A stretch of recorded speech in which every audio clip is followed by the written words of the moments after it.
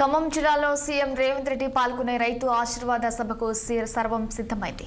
సభకు సుమారు 3 లక్షల మంది హాజరవుతున్నారని అంచనా వేస్తున్నారు అధికారులు. అందుకు అనుగుణంగా భారీ ఏర్పాట్లు చేశారు. సభ ప్రాంగణం వద్ద హెలిప్యాడ్, మండలాల వారీగా పార్కింగ్ సదుపాయాలు ఏర్పాటు చేశారు.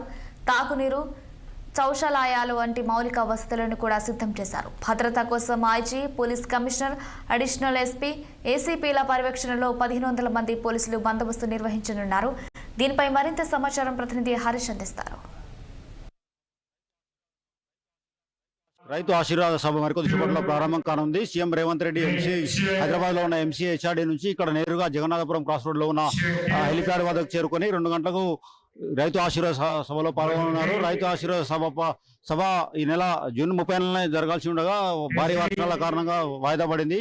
ఈరోజు నిర్ణయించి ఈ రోజు వేశారు. రైతు భరోసా డబ్బులు దగ్గర 9,009 కోట్ల రూపాయల రైతు భరోసాలను రైతుల ఖాతాలో వేశారు. లక్షల మంది రైతుల ఖాతాలో వేశారు. ఈ రైతుల ఖాతాలో వేసేందుకు సభ ఏర్పాటు చేసి జూన్ 30న నిర్వహించాల్సి ఉండగా అది వర్షాల కారణంగా రద్దు కావడంతో సీఎం రేవంత్ రెడ్డి శిల్పకళా వేదిక హైటెక్ సిటీలో ఉన్న శిల్పకళా వేదిక నుంచి అక్కడనే కొంతమంది రైతుల సమక్షంలో అందరి ఖాతాల్లో రైతు భరోసా డబ్బులు వేశారు. ఇక రైతు భరోసా డబ్బులు 10 రోజుల క్రితం నుంచి రోజు కొన్ని కోట్ల రూపాయలతో సుమారు 9,000 కోట్లు అన్ని రైతుల ఖాతాలో పడింది. దీంతో రైతుల ఆశీర్వాదం కోసం రైతు ఆశీర్వాద సభ నిర్వహిస్తున్నారు.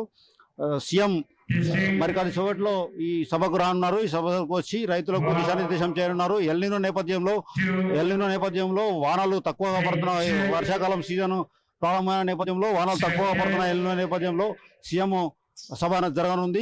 అదేవిధంగా రాష్ట్ర వ్యవసాయ శాఖ మంత్రి తుమ్మల నాగేశ్వరరావు, డిప్యూటీ సీఎం బట్టి విక్రమార్కలు గత 3 రోజుల నుంచి ఇక్కడే ఉండి రైతు ఆశీర్వాద సభ ఏర్పాట్లను చేస్తున్నారు. సుమారు 1500 మంది పోలీసులు ఈ రైతు ఆశీర్వాద సభకు బందోబస్తు నిర్వహించనున్నారు.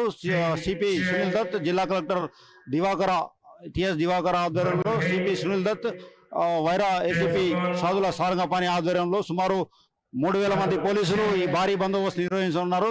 దగ్గర 3 లక్షల మంది ఈ సభకు హాజరవుతారని నిన్న డిప్యూటీ సీఎం బట్టి విక్రమార్క ప్రెస్ మీట్ లో వెల్లడించారు. దీంతో సుమారు 5 పార్కింగ్ ఏర్పాట్లు చేశారు. ఇక్కడ 8 భారీ జర్మన్ షెడ్లు వేసి ఈ సభ నిర్వహించేందుకు అన్ని రకాల ఏర్పాట్లు చేశారు. అధికార యంత్రాంగం అప్రమత్తమై రోడ్స్, పార్కింగ్, అందరికీ మజ్జిగ ప్యాకెట్లు, వచ్చే రైతులకు మజ్జిగ ప్యాకెట్లు, వాటర్తో సహా అన్ని ఏర్పాటు చేశారు.